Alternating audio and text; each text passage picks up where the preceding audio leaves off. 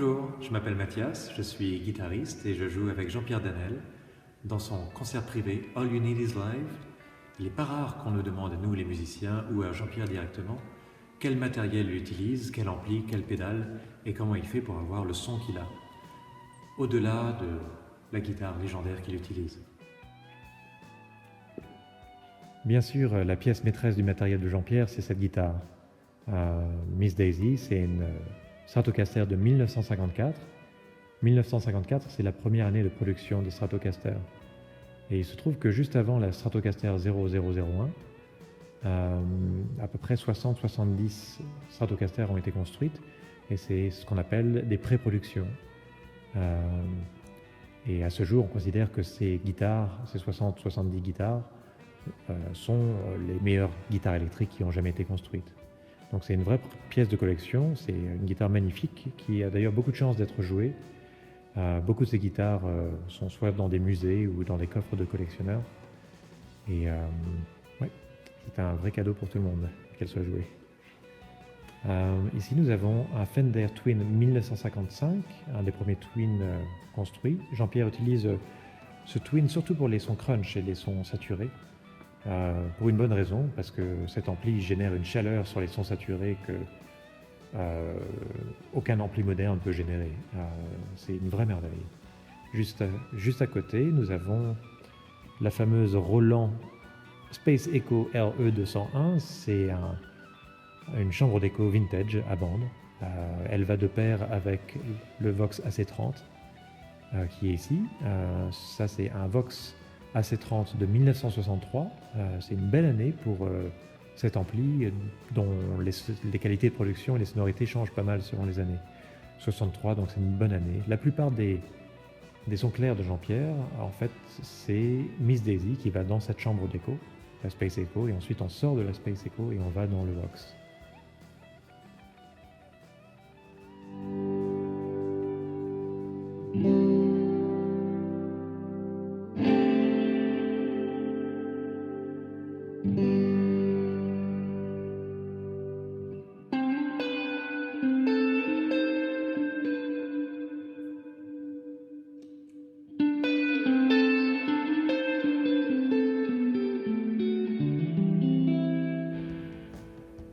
Donc voici le pédalier de Jean-Pierre, c'est le pédalier qu'il utilise autant sur scène qu'en studio. Contrairement à ce que peut laisser penser la taille imposante de ce pédalier, on va dire 80% du temps, Jean-Pierre n'utilise que deux pédales, qui sont celles-ci. La pédale de compression Boss CS2, qui est pour une pédale Boss une très bonne pédale et qui ne bouffe pas le signal. Et qui est un type de compression que Jean-Pierre adore et qui est effectivement très efficace et très charmant. Et pour les sons crunch, la BB Preamp, super pédale. Les priorités de chaque guitariste sont différentes. Ici, la priorité, c'est surtout de respecter le son de la guitare exceptionnelle qu'il a. Jean-Pierre fait partie de l'ancienne école, je dis ça dans le bon sens du terme, où en gros le son qu'on a en tête et qu'on essaye de préserver, c'est le son de la guitare directement branchée dans l'ampli. Donc ici on a un gros pédalier, mais c'est une configuration avec de la très bonne qualité de câble et une configuration qui permet justement de préserver non seulement le son de la guitare, mais aussi toutes les nuances de jeu du guitariste. Donc encore une fois, 80% du temps, les seules pédales qui sont engagées, c'est l'accordeur qui est là, qui est un accordeur assez transparent d'ailleurs, cette pédale de compression, la pédale de crunch, et c'est tout. Ensuite, on a cette pédale qu'on appelle un routeur qui permet de créer des circuits d'effets. C'est-à-dire que quand ce bouton est engagé, nous avons la première loop d'effet, la première boucle d'effet, c'est-à-dire ces pédales-là qui sont engagées. Et sinon, quand on appuie sur ce bouton-là, c'est toutes ces pédales-ci qui sont engagées. Mais quand on est comme ça, c'est seulement les trois pédales dont on parlait tout à l'heure. Ça, c'est juste un sélecteur d'ampli. C'est ce qui permet de faire le choix entre le Fender pour la couleur rouge ou couleur verte pour le Vox.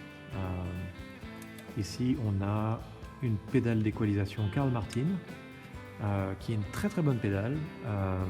La plupart des pédales d'équalisation bouffent le son et on perd beaucoup de choses. Ça, c'est une des très rares pédales d'équalisation qui justement respecte le son de la guitare. Et ça, on l'utilise surtout pour le Vox, surtout pour le studio en fait, où grâce à cette pédale, on arrive à juste mettre en valeur certaines fréquences de la guitare. Il ne s'agit pas de complètement transformer le son, vu qu'avec une guitare pareille, on n'a pas besoin de faire grand-chose. Et ça, c'est une très bonne pédale pour ça. Ici, nous avons un delay, l'Eventide Time Factor. C'est un très bon delay, c'est une autre couleur de delay que le Space Echo. Jean-Pierre utilise ça surtout pour les sons lead, tous les sons saturés, ou soit pour les slapbacks, donc ces échos très courts pour des effets un peu plus à la Clapton. Là, nous avons un stéréo chorus MXR, une des rares pédales de chorus qui a un son chaleureux. Il l'utilise pas souvent, mais quand il l'utilise, ça marche très très bien. Juste à côté, nous avons Microvibe, donc c'est une vibe pour des sons un peu soit hendrixiens, soit un peu gilmouriens. Il y a beaucoup de pédales vibe sur le marché, c'est loin d'être la plus chère et elle marche très très bien. Donc c'est Voodoo Lab qui fait ça.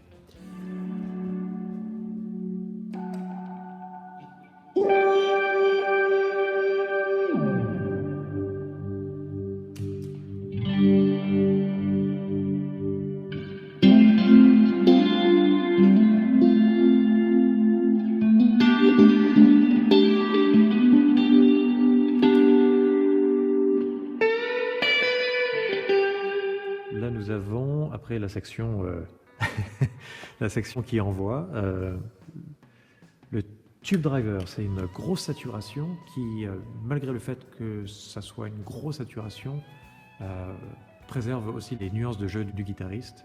C'est une super pédale. À côté, nous avons l'arme de guerre ultime, la Big Muff. Une très grosse saturation, bien baveuse, bien sale. En fait, toute cette section, ces trois pédales sont utilisées pour un seul morceau. Super morceau qui s'appelle Pink Side of Miss Daisy. Nous avons la Big Muff pour la saturation. Ici, la Whammy qui permet à Jean-Pierre de passer à l'octave supérieure.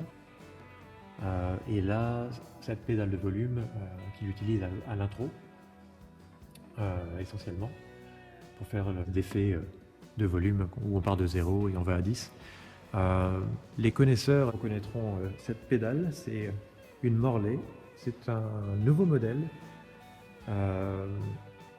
Si vous avez déjà eu une Morley ancien modèle et un nouveau modèle, vous savez que les nouveaux modèles posent problème parce que la course de la pédale est vraiment pas agréable.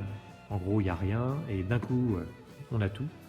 Il y a une manière de réparer ça en ouvrant la pédale, c'est assez simple. Et je vous recommande fortement d'aller sur YouTube et de fouiner un petit peu. Il y a 2-3 psychopathes de pédales dont je fais peut-être partie qui vous expliquent comment réparer ça. Et voilà.